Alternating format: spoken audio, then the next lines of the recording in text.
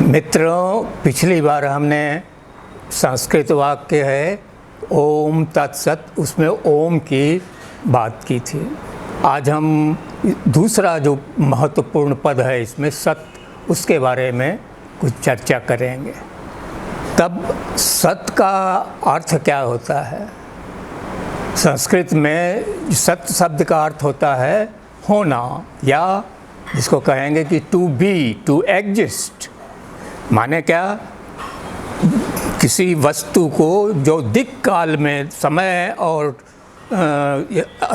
स्थान के संदर्भ में जो कोई व्यवस्थित होती है तो उसे हम सत बोलते हैं। अब क्या माने हुआ इसका? दिक् काल में होने से क्या अर्थ निकला?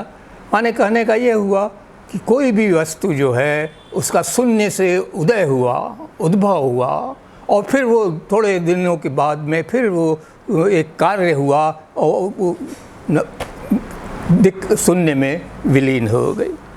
अब ये जो भाव है दिक् काल में होने का, तो वो एक चेतना के रूप में हमारे सामने आता है कि हमारी चेतना एक बार एक हम नहीं थी, शून्य में थी, फिर हमने विचार किया तो वो शून्य में चली जाएगी, ऐसा कुछ लगता है हमको। लेकिन इतना ही नहीं है, इसके साथ में जो जड़ता का भाव है वो भी सम्मिलित है। जैसे एक उदाहरण देते हैं, जब आदिम मनुष्य था, जब उसको बहुत ज्ञान विज्ञान का सोचने का तरीका उसका था, तो वो क्या करता था? वो कहीं किसी के पेड़ के सामने, पर्वत के सामने, या सूर्य के सामने, या किसी चीज़ के सामने खड़ा होता था तो उसको ये लगता था कि वो भी जो चीज़ सामने हमारे खड़ी है वो भी हमारे जैसा ही विचार कर सकती है, हमारे जैसे ही चैतन्य है, हमसे कुछ बात भाव रखती है। अब उसमें भाव रखने का माने क्या हुआ? माने इतना ही था कि जो कोई चीज़ जड़ भी है, अगर जिसको अगर हम कहें कि जड़ है, तो जड़ में भी एक भाव होता है। क्या? स्थिरता का भाव है, वो हो रहा है, माने उसमें भी होने का भाव होता है ना। इसीलिए वो दिक् काल में होने का, व्यवस्थित होने का मतलब ये हुआ कि एक वस्तु का एक चेतना में या किसी पर्सनालिटी में व्यवस्थित होना।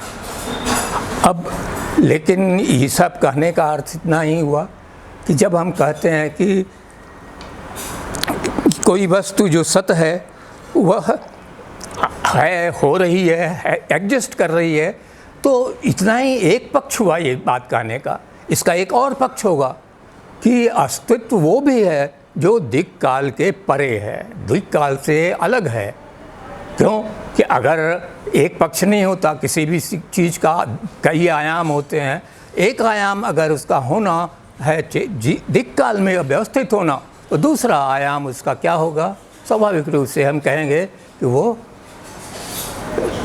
माने दिक् काल के परे है। अब दिक् काल परे क्योंकि तो कल्पना नहीं कर सकते आदमी, हम क्या क्यों कहते हैं? तब इसका माने क्या हुआ? दिक् काल के परे का माने हम क्या हमारे मन में लगता है? तो हमारे मन में उठता है कि जो चीज़ नश्वर है, हुई, पैदा हुई, नष्ट हो गई, कुछ हुआ, लेकिन उसके विपरीत जो चीज़ है जो नश्वर नहीं होती है, शाश्वत है, हमेशा बनी रहती है, और जो पूर्ण है, जो स्थान घेरने की बात नहीं कर सकते उसके साथ में, वो पूर्ण है, संपूर्ण है, वो चीज़ जो भाव है उसको हम एक नाम दे देते हैं, परमात्मा कहते हैं, ईश्वर कहते हैं, ब्रह्म कहते हैं। तो ये एक बात हुई। अब एक इसके साथ में एक सवाल उठता है कि आखिर हम जब कहते हैं कि किसी चीज़ के बारे में बात करते हैं, ब्रह्म के बारे में बात करें, या शाश्वत किसी चीज़ के बारे में बात, या फिर अशाश्वत जो चीज़ रोज नष्ट हो रही है उसके बारे में बात करें, तो हम क्या करते हैं? वो हम क्या कहते हैं कि उसका एक इमेज, एक स्वरूप हमारे मन में उपस्थित होता है, और उस स्वरूप को हम साथ में एक ध्वनि के साथ जोड़ लेते हैं।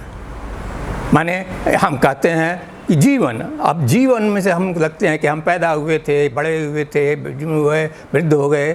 अब इस जीवन का एक चित्र, एक रूप हमारे सामने खड़ा हो जाता है और उसको हम कह देते हैं एक शब्द, एक ध्वनि। जीवन का अपने आप में शब्द में, ध्वनि में कोई अर्थ नहीं है, उसके जो ध्वनि जोड़ देते हैं तो हम उसको कंसेप्ट बन जाता है, उसको हम कंसेप्ट बोलते हैं, कल्पना हिंदी में बोलते हैं। वो चीज़ हमारे सामने उपस्थित होती है।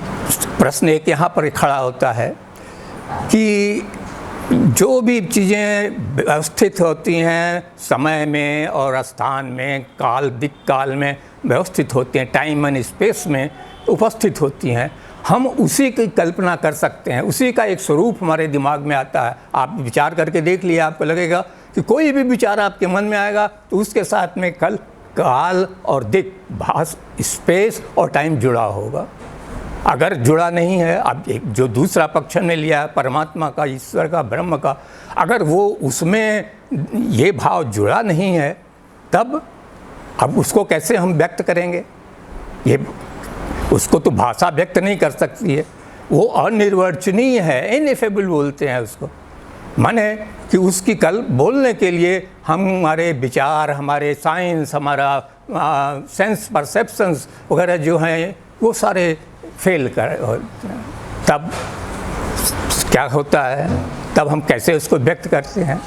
तो उसका एक लोगों ने, पंडितों ने, जो जानने वाले हैं, उन्होंने कहा है कि उसका तरीका एक ही है, वो है कविता। कविता माने क्या कि हम कोई बात कहते हैं, उसमें कहने के लिए तो बड़ी सीधी सीधी बात होती है, हैं? जैसे कि है कि उनकी कबीरदास का पद है, घूंघट के पट खोल रे तो तिया मिलेंगे। अब इसमें सारे शब्दों का हम बात करते हैं, लेकिन जब वो कविता के रूप में हमारे सामने आती है हमारे में, तो एक हमारे मन में एक भाव पैदा होता है, एक उसको अनुभूत करते हैं, अनुभव करते हैं उस भाव को। लेकिन अब उसको कहा नहीं जा सकता, उसको शब्दों से जोड़ा नहीं जा सकता, वो असंभव नहीं है।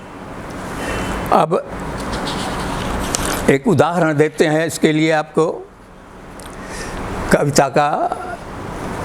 कविता एक पहले हमने बताया कबीरदास का जो लिया, एक आधुनिक महादेवी वर्मा की एक कविता हम दो पद आपको सुनाते हैं। उन्होंने भी प्रयास किया, बहुत अच्छा सुंदर प्रयास किया है, वो हम आपको सुनाना चाहते हैं।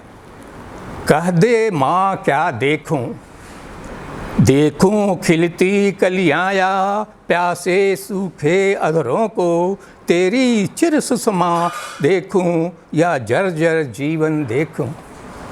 अब एक और पद है इनका,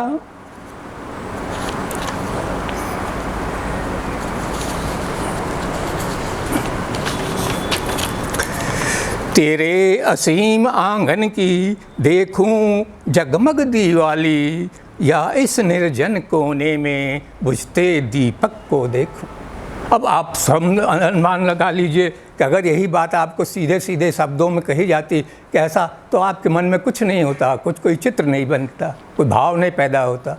लेकिन अब उन्होंने एक शब्दों को संयोजन करके एक कविता के रूप में उसको रखा, तब क्या हुआ कि मन में हम उनको व्यक्त नहीं करेंगे, व्यक्त करना संभव नहीं है, लेकिन वो एक अनुभूति हमारे मन के अंदर में पैदा हुई। अरे ऐसा हुआ, ये जो बातें कह रहे हैं हम कि जीवन की दिक काल में व्यवस्थित है, इसको एक और ढंग से भी लोगों ने विचार किया है। वो एक्सप्लेन करने के लिए इनको कई चीज़ों के साथ में जोड़ कर देखा। जैसे कहते हैं कि जीवन क्या है, होना क्या है, अस्तित्व क्या है, नश्वरता।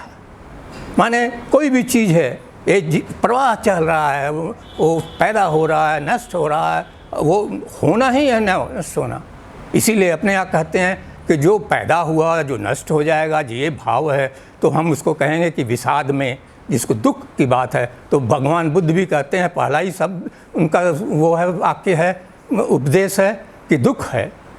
सारे जो भी आप दार्शनिकों के मत पढ़ लीजिए, धार्मिक लोगों के विचार पढ़ लीजिए, तो शुरू करेंगे तो पहले बात बोलेंगे कि जीवन दुख है। जीवन, इसका ये अर्थ नहीं है कि सुख नहीं है, ऐसा कोई बात नहीं है, लेकिन एक अस्थाई भाव जिसको बोल सकते हैं, एक बेचैनी का एक हमारे मन में भाव जो होता है, उसको हम क्या लगता है कि जीवन नश्वर है, इसमें कोई वो नहीं है।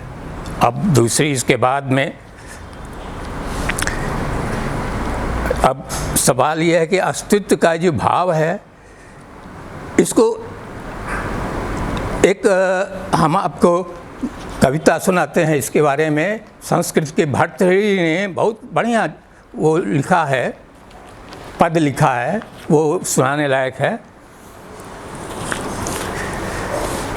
या रम्या नगरी महांस नृपति सामंत चक्रम च तत् पार्श्वे तस्य सा विदग्ध परिसत्ताश्चंद्र बिंबानना उद्वृत्त सचराजपुत्र निवह ते वंदिन ताकथा सर्वं यस्य वसात् अगात् स्मृतिपथम कालाय तस्मै नमः।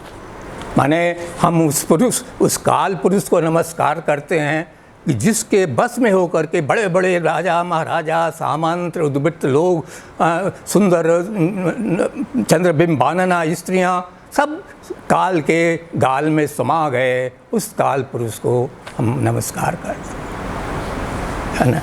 अब इसके साथ में एक तो हुई बात नश्वरता की, एक और इसके साथ भाव जुड़ा होता है, वो क्या है, उसको कहेंगे कि निरर्थकता का भाव। माने हम जीवन हैं, पैदा हुए, बड़े हो गए, खूब खाया पिया, मौज किए, और अंत में क्या अर्थ निकला जीवन का होने का, हमारे होने का उद्देश्य क्या रहा, क्या मतलब निकला, कुछ अर्थ नहीं निकला। जब प्रायः ऐसा देखा जाता है कि जब अंत में वृद्ध हो जाता है आदमी, तो उसके मन में एक तरह की ग्लानि भर जाती है, कह रहे कुछ नहीं किए, कुछ अर्थ नहीं निकला, इसका क्या माने हुआ है, सब है ना।